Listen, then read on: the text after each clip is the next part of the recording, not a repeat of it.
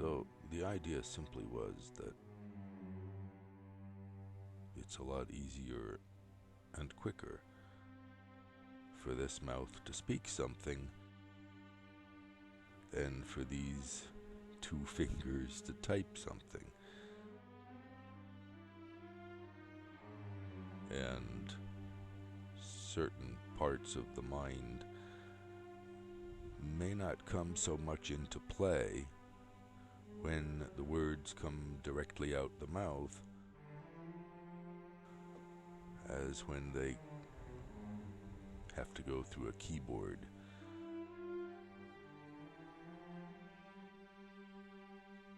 Gabi just tonight spoke about the masters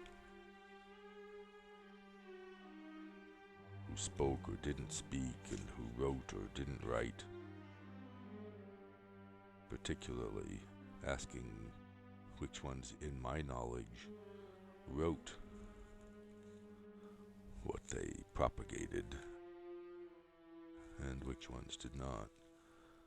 The thought of trying out the recording process here then arose since Gabi's sleeping alone, and I have a habit of holding conversations with her in my head when she's asleep. Sometimes holding conversations with her out loud when she's asleep too, and that's not something that she likes very much. Anyway, what really inspired my getting out the microphone and so forth was a conversation I was having in my head with Gabi about our feelings when we were kissing.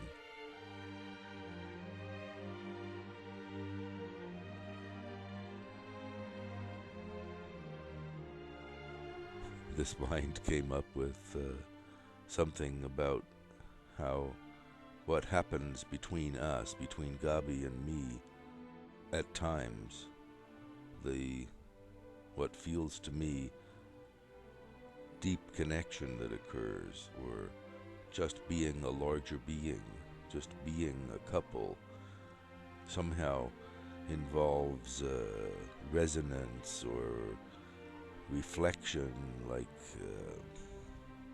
laser reflections or something, building up to something that's very intense.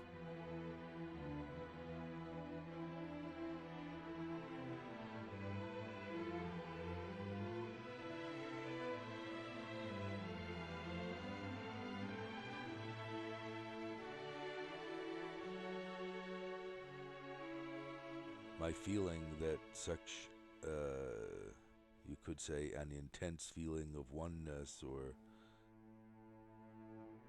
being at home, or letting go and surrendering,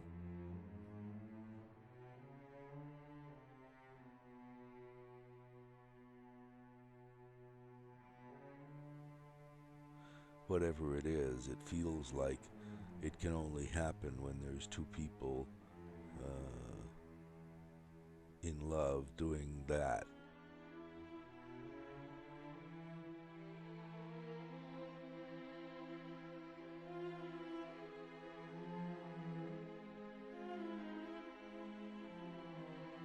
Anyway, a mystic might, feel this with himself, as it were, with the self.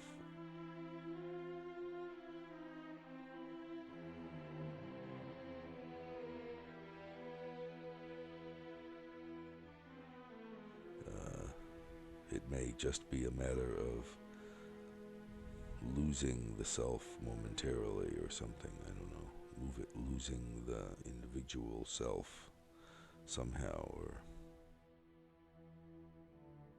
expanding it, or it expands, or who knows.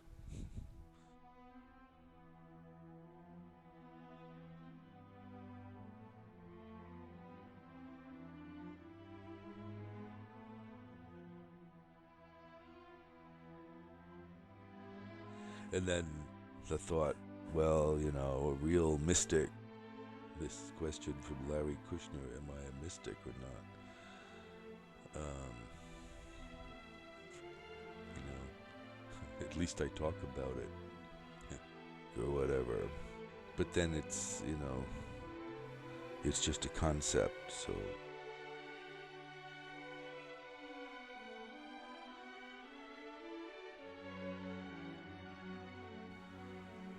the truth is that we're not a concept. Whatever we are, we're not a concept.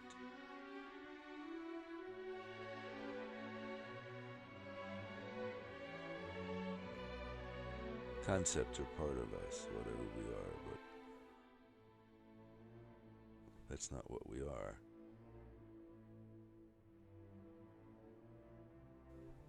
But it's interesting for me at the moment just to see what happens, and it's inspired, as I said, by Gabi bringing up the question of various masters writing or not, which of these masters that she's acquainted with actually wrote something, and which ones had somebody record it or take it from tapes or whatever.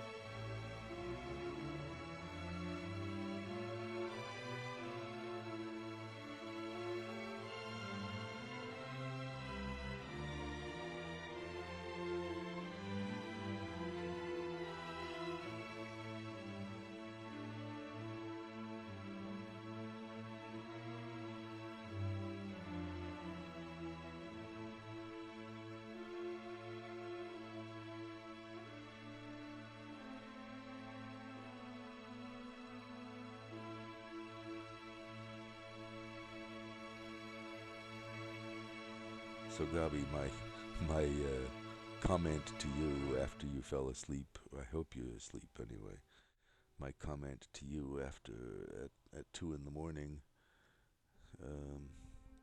is simply that what I feel at times, I'm clear, cannot be just me, just Paul feeling something. There's something much deeper going on. I just know it. It's not always there, but when it's there between us, there's nothing more that's needed. It's simply, there's peace and completeness. And I think it's something like what the mystic sometimes feels in the self.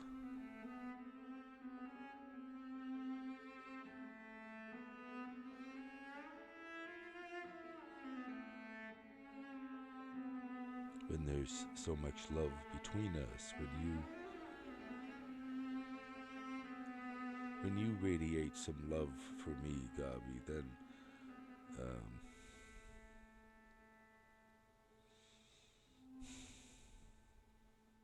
I don't know what to say. And I'm left speechless, actually. I think that's the truth.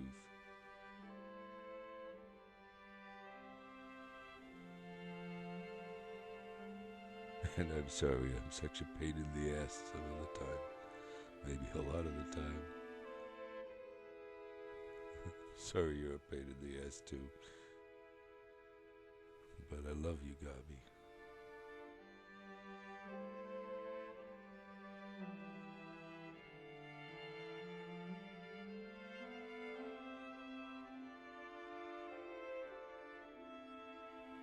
I may be nothing more than a love addict or something like that, but when there's that love between us, Gabi, there's nothing to say.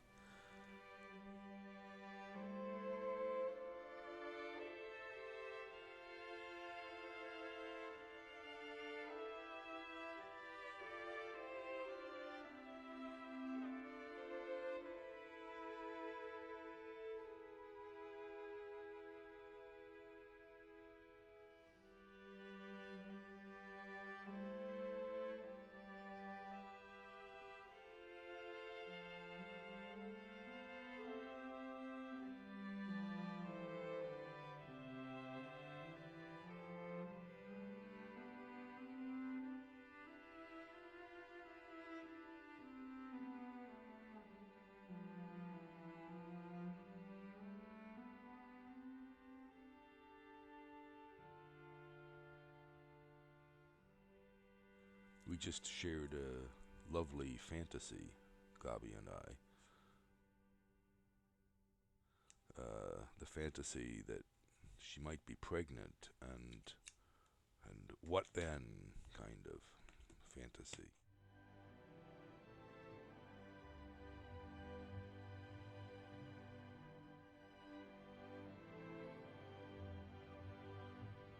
And she just started her period, so it's about as clear as it can be that she's not pregnant.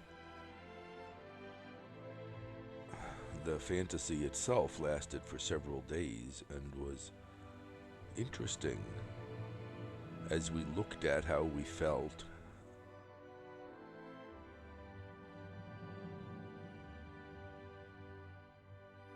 It's especially interesting for me because I don't always look at how I feel.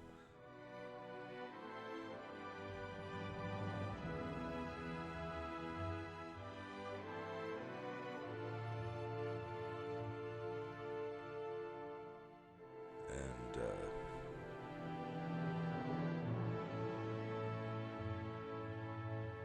on my part, there was even a deliberate non-hurry to find out the scientific fact, yes or no. Because the exploration of this possibility, this fantasy, was too interesting to just give up in favor of cold fact, the scientific aspect.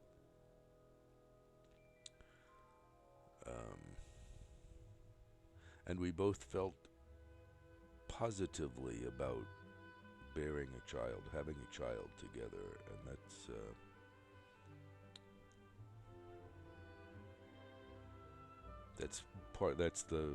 that's part of the interesting nature of this fantasy exploration. So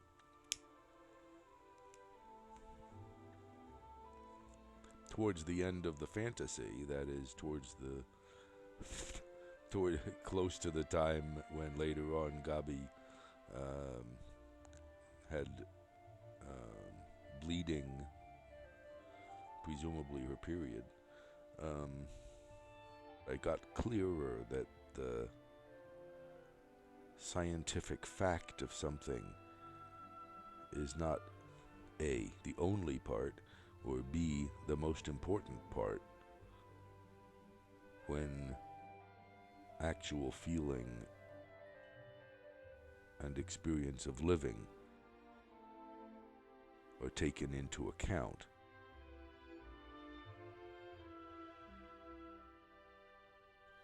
Leaving those aspects out of the equation, so to speak, results in only the scientific fact being important, and life itself is subjected to cold fact.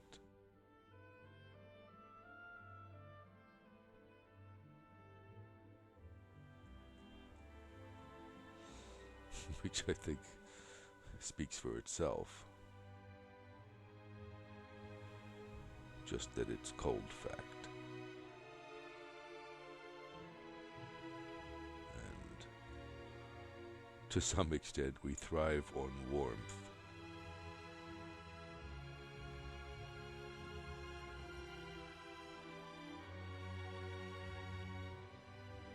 Gabi and I went to Starnberg yesterday for our standard, super standard Ausflug. Too late for swimming, maybe a little cold too, I don't know, but too late for swimming, and even the feet didn't get into the water, but we shared Wiener Schnitzel and Kaiserschmarren at the restaurant by the sea that is really super about these things. I called the I renamed the chef Herr Oberschubeck, just because his stuff is really very good. Both the Wiener Schnitzel and the Kaiserschmarrn are super. And then we walked our standard walk to the steps of some Kurort or something, and back again along the water. And there were two interesting sunsets going on at once, one of which looked like an opening into heaven.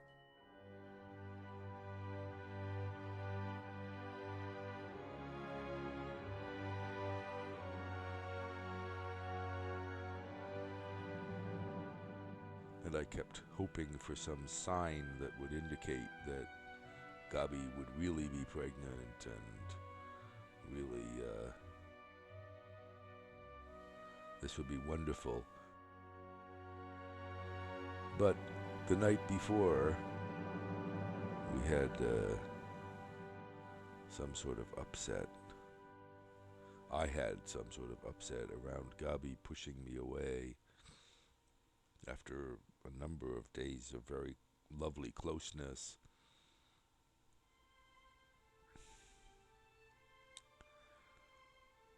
And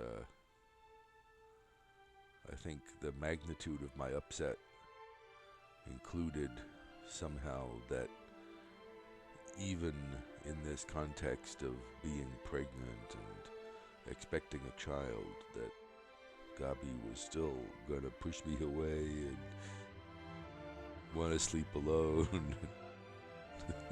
All these things that I hate. And some of my attachment to the idea of her being pregnant, of course, had something to do with attaching her to me. If I'm the father of the child she's bearing, then I'm of special importance. You know?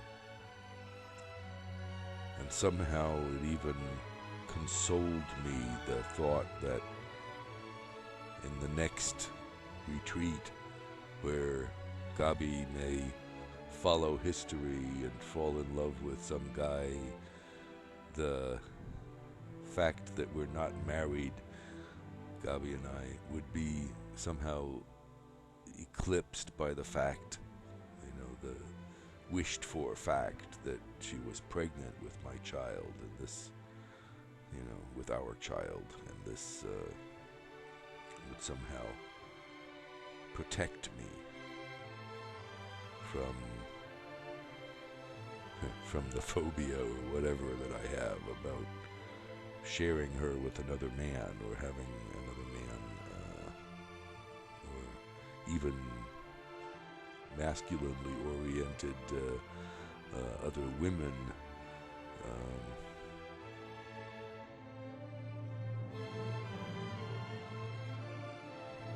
That it's kind of anathema for me, and it's really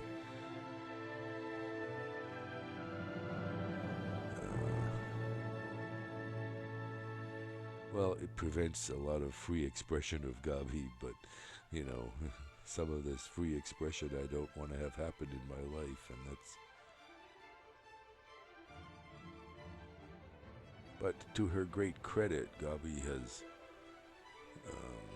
grown in this and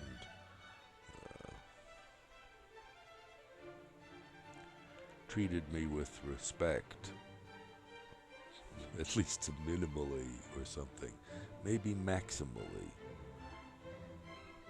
So there is at heart or at base something that I do deeply appreciate in her, which leads me in the direction of believing that I needn't worry so much about being betrayed. As much as I do, anyway. I don't know why, but it's there.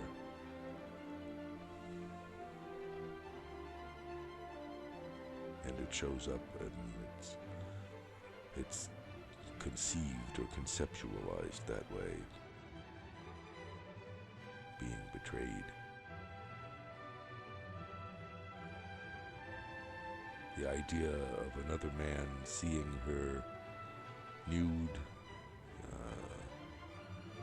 seeing her intimately, touching her intimately, is very rough for me.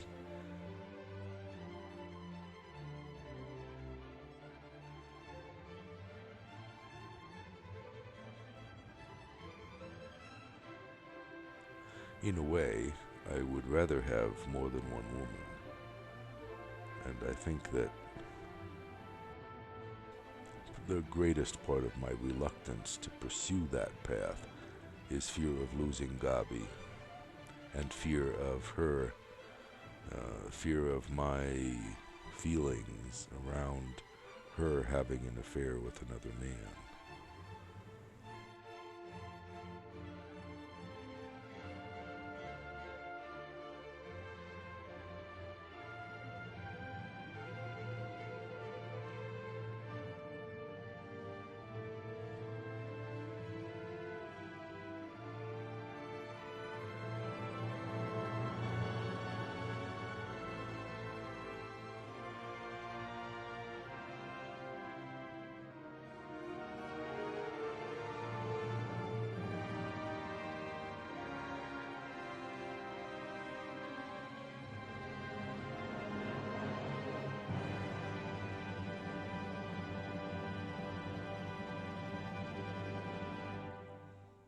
Generally speaking, these fears are greater than any benefit that I can conceive at the moment.